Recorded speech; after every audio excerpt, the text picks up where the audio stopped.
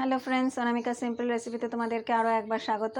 বাঙালি সেরা উৎসব শুরু হয়ে গেছে। আজকে মহাষষ্ঠী। তোমাদেরকে অনেক অনেক শুভেচ্ছা, ভালোবাসা ও অভিনন্দন।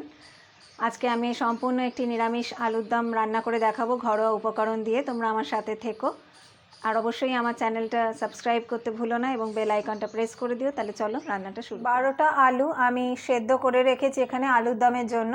আমি একটা সিটি দিয়ে সেদ্ধ করেছি, বেশি সেদ্ধ করিনি, হাফ সেদ্ধ করেছি, আর বাদ বাকিটা ভাজাতে আমি হাফ সেদ্ধ করব। ফোড়নের জন্য দুটো তেজপাতা রেখেছি, দুটো ছোট দারচিনি রেখেছি, 3টে এলাচ রেখেছি, দুটো লবঙ্গ রেখেছি, আর 1/4 টিস্পুন গোটা জিরে রেখেছি। এখানে আমি 1 টিস্পুন জিরে গুঁড়ো রেখেছি, 1 টিস্পুন ধনে গুঁড়ো, 1 টিস্পুন কাশ্মীরি লাল রেখেছি, আর 1 টিস্পুন হলদি গুঁড়ো রেখেছি, আর দুটো কাঁচা লঙ্কা রেখেছি, 1 টিস্পুন গরম মশলা রেখেছি, দুটো টমেটো পেস্ট করে রেখেছি, 2 টেবিল চামচ আদা বাটা রেখেছি, 1 teaspoon kasuri methi dry roast করে পাউডার করে রেখেছি, 1 টেবিল স্পুন ঘি রেখেছি, আর 1 টিস্পুন হিং রেখেছি। কড়াইতে আমি 4 টেবিল চামচ তেল দিয়ে দিচ্ছি।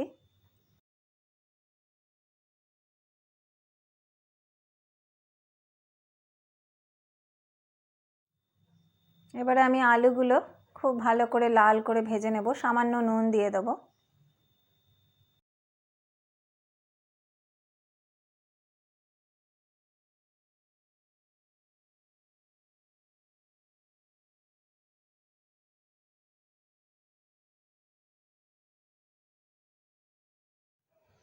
আলুটা একটু সময় দিয়ে এরকম লাল করে ভাজবে, তাহলে আলুর দমের টেস্টটা অনেক বেশি ভালো হয়। এটাকে আমি বাটিতে তুলে নিচ্ছি, দিয়ে বাদ বাকি আলুগুলোকে আমি ভেজে নেব।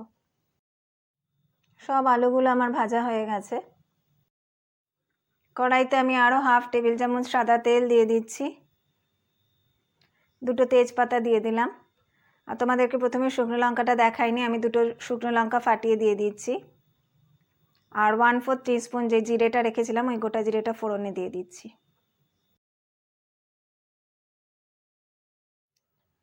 আমি গরম মশলাটা থেতো করে তেলে দিয়ে দিলাম। এবারে আদা বাটাটা তেলে দিয়ে দেবো।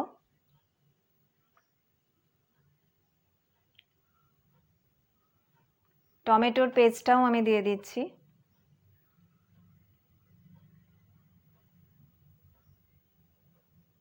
স্বাদ মতো নুন দিয়ে দিচ্ছি, মাঝে মাঝে নেড়ে নিচ্ছি। গুঁড়ো মশলাগুলো সব দিয়ে দিলাম।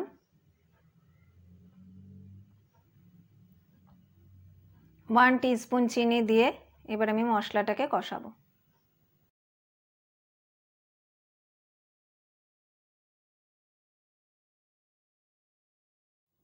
মশলাটাকে আমি কষাচ্ছি।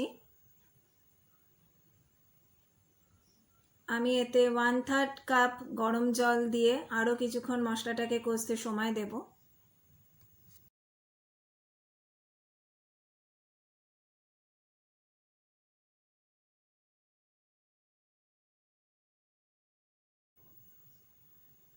আমি এবারে ভেজে রাখা আলুগুলো দিয়ে মশলার সাথে আরও কিছুক্ষণ কষিয়ে নেব।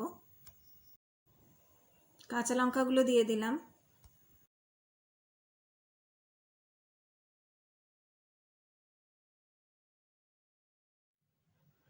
আমি আরও কিছুক্ষণ সময় ধরে এই আলুটা এবং মশলাটা কষিয়ে নিচ্ছি। মশলাগুলো আমার ভালোভাবে কষানো হয়ে গেছে। এবার আমি 1 কাপ গরম জল এতে অ্যাড করে দিলাম, দিয়ে এটাকে আরও 3 মিনিট ভালো করে ফুটিয়ে নেব।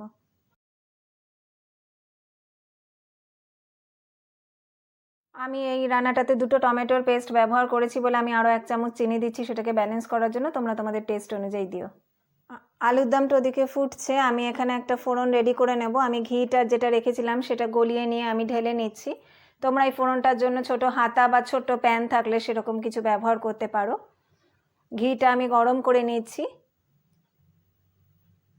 যেই হিংটা আমি রেখেছিলাম সেটা আমি এবার ঘিয়ের মধ্যে দিয়ে দিচ্ছি।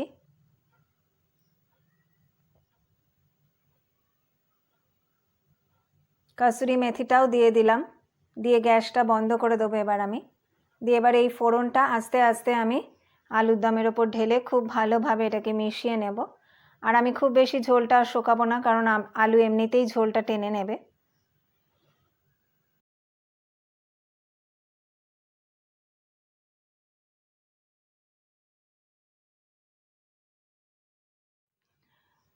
আলুর দমটা আমার রান্না হয়ে গেছে, আমি গ্যাসটা অফ করে গরম মশলা মিশিয়ে দিচ্ছি। এতে আমি চাল মগজ কিছু ব্যবহার করিনি, পোস্ত বাটা, নিরামিষ আলুর দম হওয়া সত্ত্বেও। তোমরা এইভাবে একবার ট্রাই করে দেখতে পারো, এটা টক ঝাল মিষ্টি খুবই সুস্বাদু খেতে হয়।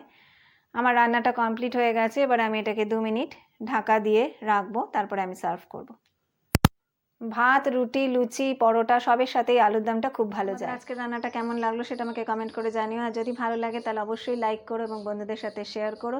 দুর্গাপুজো সবাই ভীষণ আনন্দ করে কাটাও, কিন্তু সবাই খুব সাবধানতা মেনে চলো। খুব সুস্থ থেকো, ভালো থেকো, আনন্দ করো পুজোয়। নমস্কার।